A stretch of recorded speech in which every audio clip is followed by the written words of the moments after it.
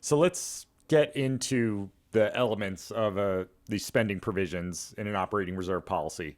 So could you tell me more about the when, where, and how much Right. concepts and how that gets integrated into the language? Good. The spending provisions will be all around the long-term aspect for organizations that have built up, and we'll come back to that. I do want to briefly come back to the short term.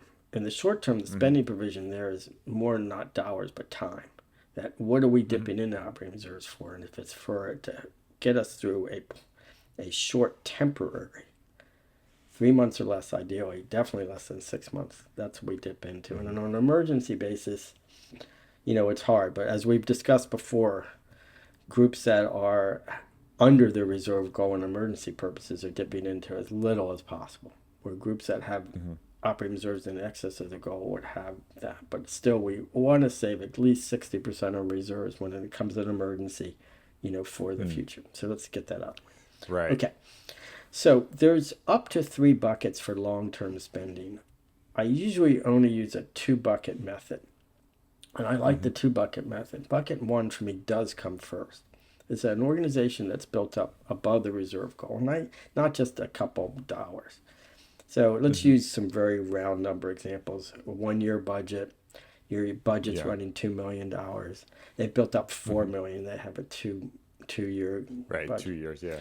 And you say, that's either coming from donors or people who have come through their operations and paid for different programs, or even like a membership organization where we haven't used all the membership dues, that we have some of their funds left over. And the way Hmm. I love to honor these people is that not only are we using your funds you send us each year right away, but some of them are held for the future and reinvested back in the organization by providing budget support. And Hmm. that, like, who authored, that's more of a staff driven. And so we'll say an organization's got 2 or 3 years worth of operating reserves built up, would be able to, just using this round out, you say 5% on a $2 million budget, that would be $100,000. That they could provide 100,000 coming out of operating reserves each year to support their budget. And there's two ways Hmm. to think about Right. that. They Right. could either only to balance their budget, they only need to raise 95%, or they Right. can grow Right. their budget by 5% in a year. Hmm. And and such. So bucket number one is, and the 5% is not a set percent, but just to say that as an example. We don't want to Hmm. overlean on operations, but that's a nice investment back, knowing that it's almost like, Ben, if I walked up to you on the street and said I have a donor who's going to give you 5% of your budget every year, you would be very Right. happy. Right. Right. So here it's like a very consistent donor, and at 5%, giving market returns, you're really not peeling out. Right. And it reminds me of some of my clients that are fortunate enough to have endowments that fund a lot of the operations. That's just money that some years it's better, some years it's worse, but it fills a lot of the gap, Yeah. or at least a significant Yeah, it portion. operates like an endowment, but just to be clear, operating reserves are Right. not endowed or permanently restricted funds. They're operating separately. But this Hmm. part of it would operate like a quasi endowment, like the organization is saying we're going to take. And so the key point here is, I think it's bucket number one. Bucket number two, we'll Hmm. talk about ranges. It's a percent, and it's a staff driven. So the board really doesn't have any comment other than putting the budget that the staff put 3 or 6% budget support Hmm. in for this next year's budget. Bucket number Hmm. two is, I think, comes second, and then that's a board driven one where there's up to another maybe 5%. We'll come back to the ranges here in a minute, where the board could choose for the staff, not every year, that they want to have a special addition to the budget that would be supported by operating reserves for an acquisition, a one time Hmm. event, you know, or a growth opportunity. And the one there is, organizations that are really healthy that want to grow, they might want to add one or two people to the development department to expand Hmm. development efforts. That they don't just walk in the door and money is there. It might take a year to, mine is like a 1.5, a year and a half, Right. that the return on that development expenditures will start to show up. And within 2 years, maybe we would be budget balanced on that expanded Hmm. effort. And so that's a great use we're not going to add people to the development department every year. So it's the keywords there are one-time special project type of thing, and Right. that would be, layered on with the staff could be adding a piece for the budget. Hmm. Just to mention two things here, Ben.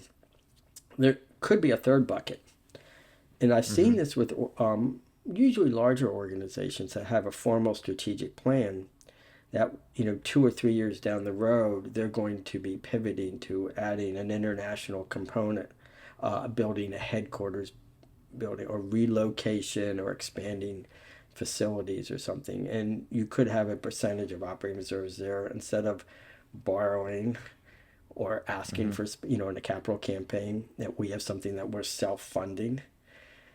And Right. so that third bucket is sort of reserved for more strategic plans, formal expansion plans into the future, what are separate from annual budget support, bucket one, and special Hmm. projects when they come up from time to time in bucket two.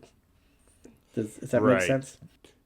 Yeah, but just to be clear, if I understand correctly, these buckets that you're talking about, these are only when an organization is above their operating reserve goals, and they've got that luxury of the of using those funds for these certain buckets. If an organization is not there yet, they're still trying to get to their operating reserve goal. Those buckets are for the future and they're aspirational. Is that right? And we're That's still just building for emergencies. that's correct with a little bit of a soft landing. Uh Even for huh. groups that are starting out, they want to see why they're doing it just there.